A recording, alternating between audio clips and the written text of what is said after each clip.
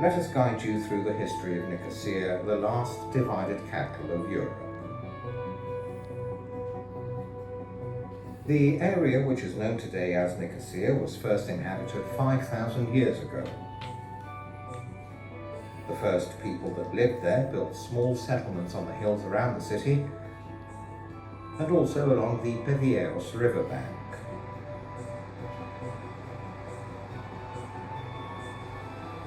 Around 700 BC, these small settlements became a single kingdom known as Lydra. During the Hellenistic period, when Cyprus belonged to the dynasty of the Ptolemies of Egypt, its name changed and it was renamed the City of the White Gods, or Lefkothea, to honor Lefkon, the son of King Ptolemy. In the early Christian period, its name changed again and the city was now called Lefkosia or Nicosia. Nicosia became the capital of the island during the Byzantine period, after the people of Cyprus abandoned the coastal cities and moved inland in order to protect themselves from the Arab raids which lasted from the 7th to the 10th century. In 1184, Cyprus was under the rule of Isaac Comnenus, who proclaimed himself despot of Cyprus. In 1191, Richard the Lionheart conquered the island in order to free his fiancée, the Bulgaria of Navarre, who had been mistreated by Isaac. He then sold it to the Order of the Templars. The people of Nicosia revolted against them. The Templars were forced to return the island to Richard, who immediately added a new wife, the French noble Hui Prin. The latter founded the medieval kingdom of Cyprus, and Nicosia remained the capital. The city kept growing and became a metropolitan capital with 350 churches, palaces, and other monumental buildings. Some of these are still standing.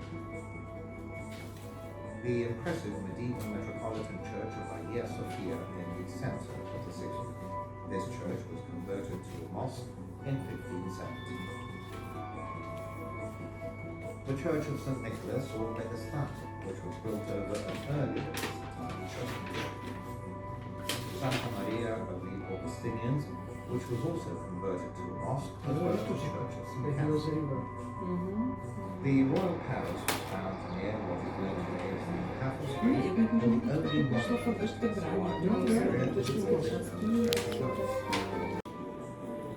Santa Maria of the Augustinians, which was also converted to a mosque, as well as the church of St. Catherine. The royal palace was found near what is known today as the Catholic Street, and the only monument that has survived in the area is a building known as Pasionat.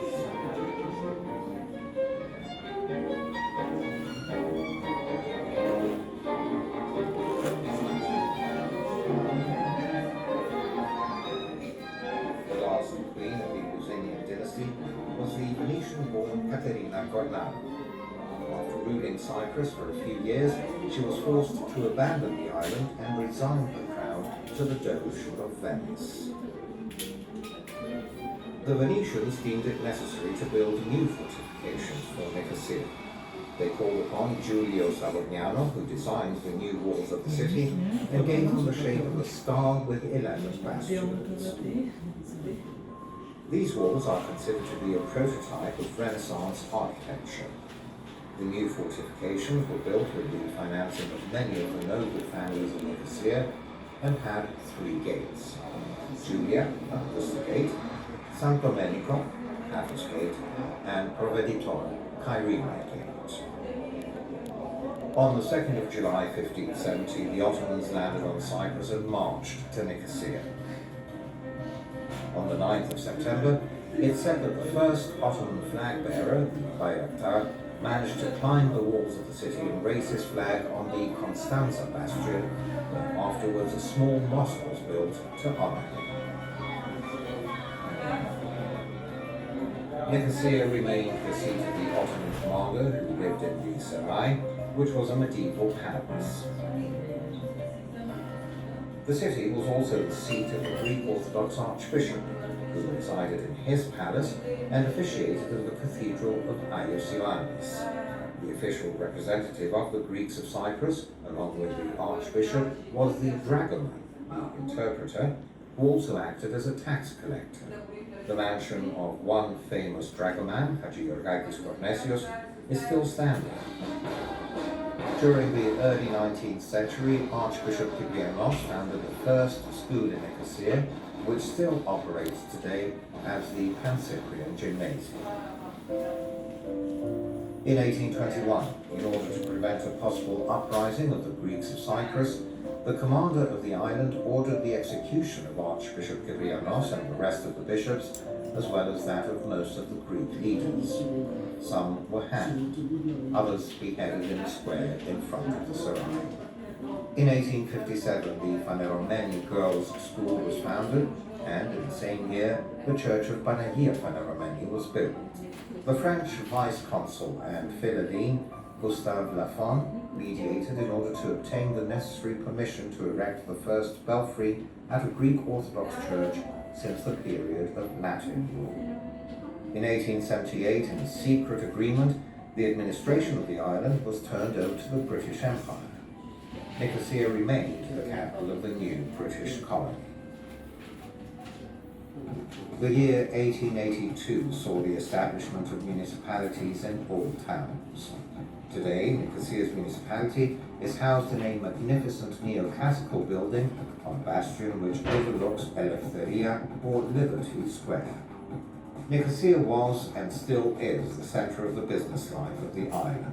The most commercial road, which experiences a lot of development, is Lydra Street. This is where Chagolas Town is located. It's the longest and most straight road in the city within the walls. There are many shops, and until 1958, the women's market, known as Ginekopazaro, used to take place every Friday at the end of this street. Women from all over Cyprus would come here to sell their handmade products. In the 1950s, the Greeks of Cyprus officially demanded their independence and a union with Greece, first through a referendum and later with a fight for liberation from 1955 to 1959. On the 16th of August 1960, in the building which houses today the House of Representatives, the independent Republic of Cyprus was established. The island now had its own parliament, ministries, and new schools.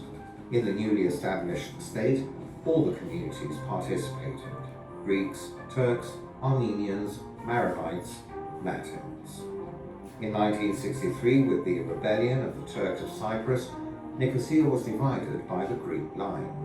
This was followed by the Turkish invasion in 1974, whereby the island remains divided. From this tower, you can look over our city. Look in the four directions of the horizon and see in front of you the city of Nicosia, its monuments,